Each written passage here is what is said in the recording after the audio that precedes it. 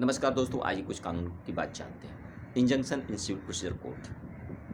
Civil procedure code के माध्यम से इंजंक्शन कैसे प्राप्त होता है, आज इसके बारे में जानते हैं। जब कोई सिविल मुकदमा न्यायालय में दाखिल होता है तो वह स्पेसिफिक रिलीफ एक्ट के सेक्शन 37 व 38 के माध्यम से दाखिल होता है।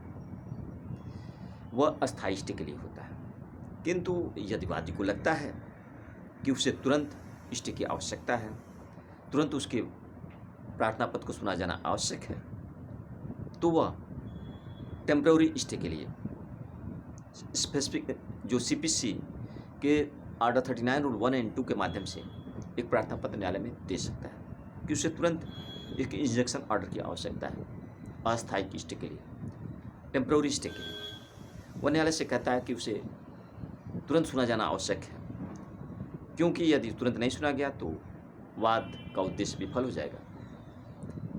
यदि प्रतिवादी नहीं हाजिर है तो भी, क्योंकि सूचना देने में हो सकता है कि प्रतिवादी न आए या सूचना देने में देरी हो सकती है, तब तक प्रतिवादी उस पर कुछ कर सकता है जिससे वादी का वाद विफल हो सकता है। इसे तुरंत सुना जाना आवश्यक है। न्यायालय को लगता है कि उसे तुरंत सुना जाना आवश्यक है तो वह उस पर इंजंक्शन ऑर्डर जारी कर देता है। ऐसी अवस्था में यदि इंजंक्शन ऑर्डर जारी होने के पश्चात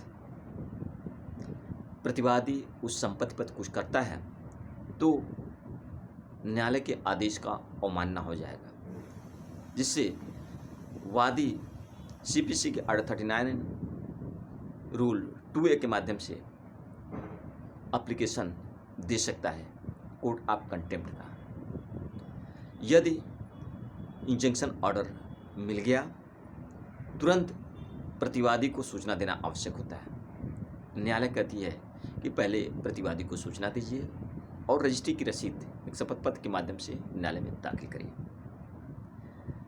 और यदि वादी न्यायालय को भ्रमित करके, उस तथ्य को छिपा करके कोई स्टे ऑर्डर ले लिया है, कोई इंजंक्शन ऑर्डर ले लिया है, तो न्यायालय उसमें सुधार भी कर सकता है।